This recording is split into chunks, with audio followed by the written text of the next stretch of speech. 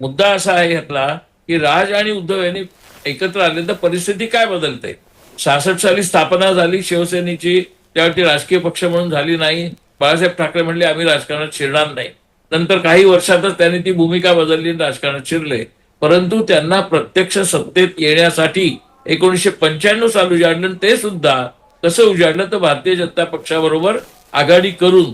त्यामुळे शिवसेनेचा प्रादेशिक पक्ष म्हणून पूर्णत्वाने उदय व्हायच्या आतच त्यांची आघाडी झाली आणि त्याच्यानंतर ती काय दीर्घकाळ आघाडी टिकली. परंतु प्रादेशिक पक्ष म्हणून शिवसेना त्या पद्धतीने प्रस्थापित झाली नाही. जसा ममतांचा पक्ष झाला किंवा डीएमके झाला किंवा अण्णा डीएमके झाला किंवा अकाली दल झाला. मला असं वाटतं आता या नव्या ऊर्जेनी, या नव्या प्रयत्नांनी तसा प्रादेशिक पक्ष तयार होऊ शकतो. आणि त्या प्रादेशिक पक्षाला जर अशी आघाडी मिळाली जी आता मिळाली, म्हणजे त्याच्यामध्ये सुप्रिया सुळे होत्या, त्यात जितेंद्र आव्हाड होते, त्याच्यात इतरही बरेच मंडळी होती, सगळ्या पक्षांची, कम्युनिस्ट होते.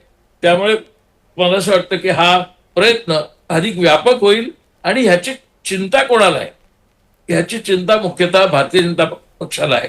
भारतीय जनता पक्षाला असं वाटत होतं की आता आपला आशोभेद सुटलेला आहे आणि आपण संबंध देश पादाक्रांत करणार आहोत. वस्तुतः भारतीय जनता पक्ष हा एक प्रादेशिक पक्ष आहे. हिंदी राज्यांमध्ये प्रचलित असलेला तो एक प्रादेशिक पक्ष आहे. तो तामिळनाडूत नाही, केरळमध्ये नाही, तेलंगणमध्ये नाही, आंध्रामध्ये नाही, असं कुठेही तो नाही, बंगालमध्ये नक्कीच. नाही.